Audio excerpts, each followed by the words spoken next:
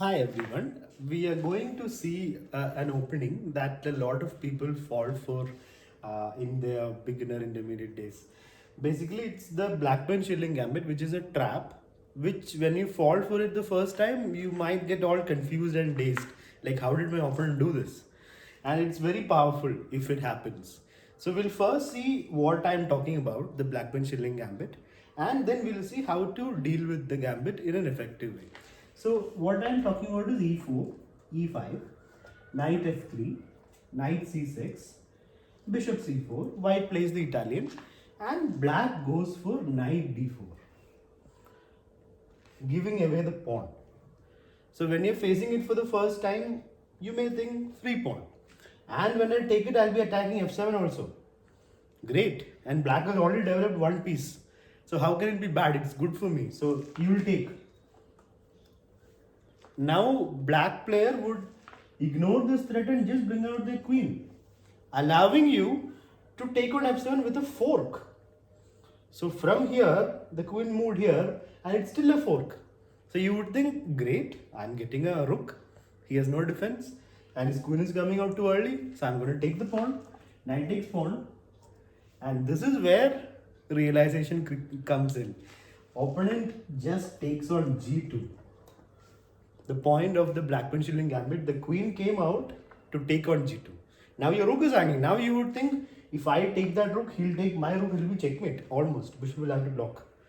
So I can't do that, I'll have to save my rook. So you would save your rook. But by now you're already lost. Because now black would just take the pawn with a check. You have basically two options, queen here loses the queen. And the other option is bishop back. And now opponent thumbs the rook, the knight down here, and it is checkmate. You've got, as white, you've got checkmated in 7 moves with no fight, and you have not been able to take the rook still. So how is this possible? White shouldn't be suffering like this in the opening. White has the advantage, right? So black shouldn't be able to do this so easily in the opening. So let's rewind and understand what white can do when black throws this gambit in his way. So the rook was here, bishop is here.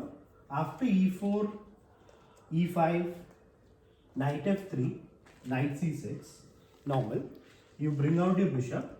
This is where black is playing the Blackburn-Shilling gambit. A very powerful gambit, as we just saw. So the solution to not falling for this is to not be greedy and take the pawn. If you take this pawn, you are in a bad position, almost lost position. After queen g5, if you take there, you're in a lost position because queen takes pawn and there's no coming back from there. So right now, you have to play knight takes knight. Exchange of the knights, this position is much better for white. It's not just better, it's way better for white because black has got less center control, less development, and white can just play either c3 to exchange off, or what I would do is d3, play around this pawn, castle, play pawn f4, and the position is just too good. Your knight can come to d2 and f3 after you play f4. When you have this pawn structure, let's say for example black plays this, you can castle. I'm just showing how the game may continue. You have different ways to continue. Let's say black plays bishop somewhere. Because this pawn is blocking the diagonal, you can directly play f4. You don't have to be afraid of any checks. Knight g4 is not possible. So let's say black castles. You bring out your knight. Let's say black plays d6. You bring out your knight here. And the game goes on. If bishop g4, you can just play h3. And if bishop goes back, g4 traps the bishop. So this is great for white. If you give this position to the engine, it will be like +1, more than +1. So this is the way to avoid the Blackburn-Shilling trap and get a good position against black when black tries this trick against you.